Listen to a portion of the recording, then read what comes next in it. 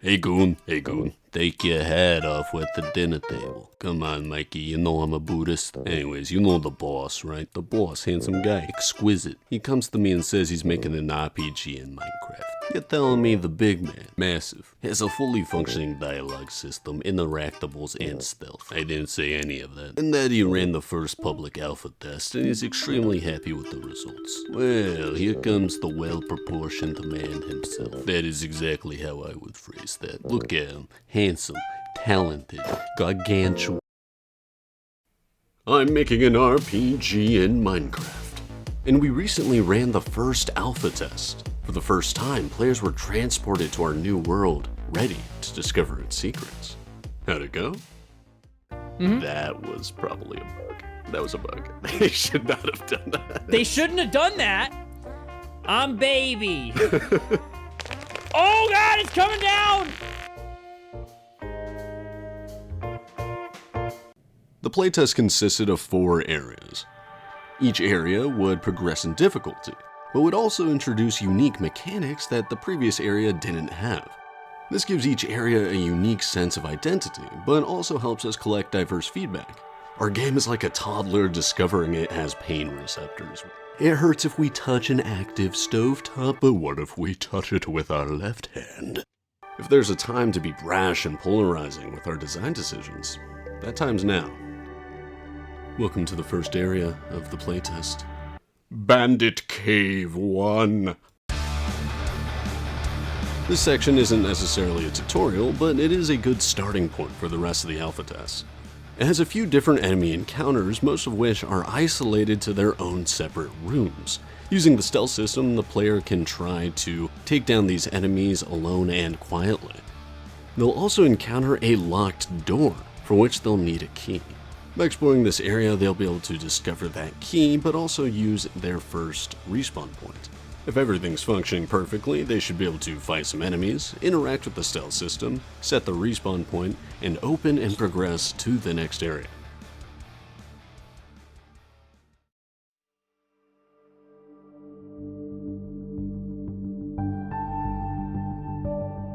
This is the Hidden Grotto. This section does have enemies, but it's mostly about testing our exploration. How much can we use visual cues to help the player investigate and explore for secrets? The idea of this section is to have the player spend a bit of extra time here, thinking, but hopefully not too much time that they give up out of frustration.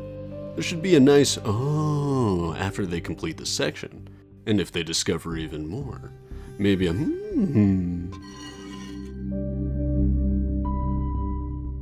Oh no! You're in the funny side. I promise I'd never get hurt in the. Oh no! I accidentally hit the wrong. Okay, we're fine. You're in survival. Viewers might remember our totally not a poison swamp mechanic. Anything that falls in will slowly be chipped away at and eventually die. The point of the spider den is to test if players can play defensively around the bug, but also aggressively. The first half has players parkouring and dodging around a giant spider that can walk over the bug. But in the second half, there are key stealth sections where you can punch enemies directly into the bug to use it as a weapon. It's here that I'm hoping that players will try to be a bit more creative and think about the game a bit more dynamically. And at the end of this test section, they'll also be able to use the Pitcher Vine, a mechanic introduced a couple episodes ago. It'll be a nice visual payoff and reward that was foreshadowed in the previous section. It's doing okay. All right, that's what that does. Of course, that's what that does. And now, the final section. By the time the players reach the Upper Canyon Trail, they'll have done just about everything. This means dying, coming back to life, exploring, using the stealth system, the dialogue system. It's here that their experiences should culminate to the hardest encounter of the alpha test. While there are a lot of enemies, the available weapons and information will be plentiful. I want to know what the player will do while under duress. Are these systems and tools we've built for the player strong enough to help them in this challenge? How'd it go?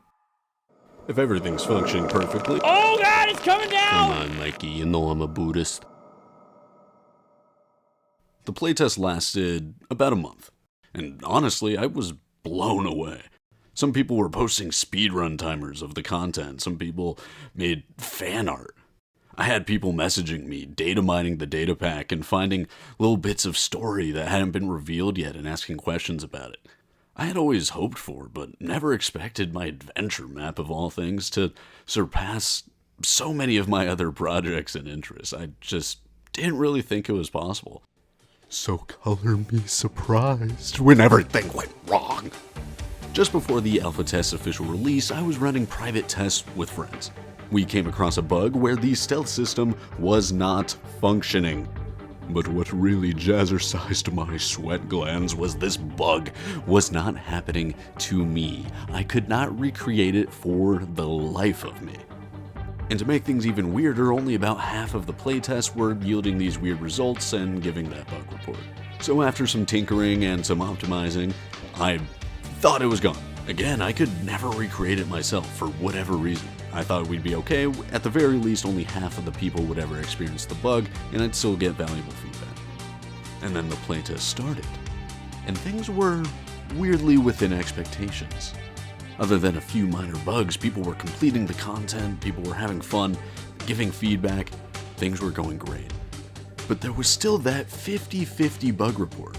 About half of the playtesters were reporting the stealth system just not functioning. Mobs were swarming the player as if the entire system that we made during our stealth devlog was just not implemented. As a quick recap, we're using the team command to add and remove enemies from the player's team to control enemy aggro. Every other cog in the system was spinning perfectly, but this gear was jammed. It was towards the end of the month-long alpha, when I was playtesting with my friend Avid, that I realized something paramount. Our aggro management system, the foundation of our stealth, uses the team mechanic. I had never experienced the bug myself, and that is because my player ID is tied and already added to the team. That's why I could never recreate the bug, and whenever I ship it out, it just starts to fall apart. But Devon, why didn't you just add the other players to the team? I did. The adventure map has a load function, which handles all the setup of many different systems. Basically, every time the world is loaded, it will run these commands, and that function is working fine. Inside it, it should be adding any player that joins the world to the proper team to support these stealth mechanics. But for some reason, it wasn't. I called up my friend Galdavir to confirm my theory. I had him run the latest version of the playtest, and what do you know, these stealth mechanics were not working. And then I had him manually run the function to add himself to the team, and then it magically did. That's when I discovered the biggest load of nonsense I've ever had the pleasure of touching. The function was running and trying to add the players to the team, but it was doing so before the player existed in the Minecraft world. Now, if you know anything about commands, you might be thinking, Devon, what a load of nonsense, you're stupid and I hate you. Well, Gene Simmons, hear me out. I've uncovered a strangely edge case scenario. My adventure map makes use of a resource pack that is automatically loaded into the world. When a player joins, it takes time to load the resource pack before fully implanting the player. And it's this small gap of just a couple seconds that fucks us. Are you? Something about the automatic resource pack delays us just enough so that the world is loaded, but the player isn't, causing our player to never be added to the team that controls our stealth system. This bug has been poking my earlobes for at least 2 months, and I had finally tracked it down.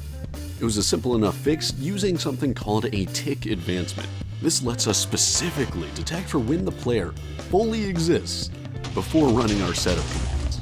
Now, the very handsome and smart and handsome of you may be wondering, why, Devon?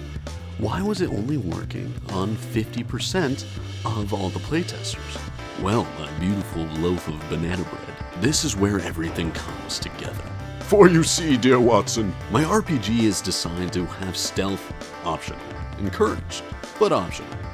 So the fact that I was only getting reports about the stealth system being broken 50% of the time was less because it was only happening to half the people, but more because only half of them cared about it. And it was this mistake of mine, and this oversight, that caused the first public playtest of my RPG to be shaky. But despite all this, and it's not just code, despite having a bug for a foundational mechanic that I 100% could not recreate during debugging, despite all that, it was amazing. Back during the first devlog, I mentioned that during phase 1, I would be deciding whether or not to continue the project. Now this was a long time ago, but it was always the plan. Now some of you might see this fever dream of a bug hunt as a reason to stop. But it was everything else that has honestly encouraged me to keep going. Everyone's support, everybody's enjoyment, everybody just genuinely having fun has made me want to push forward. Now that might be a dramatic set of words to describe the experience of making a Minecraft map, but it is something I do resonate with. And thank you. Thank you all for watching. Thank you all for playing. My name has been Devon, and I will catch you next time. Bye-bye.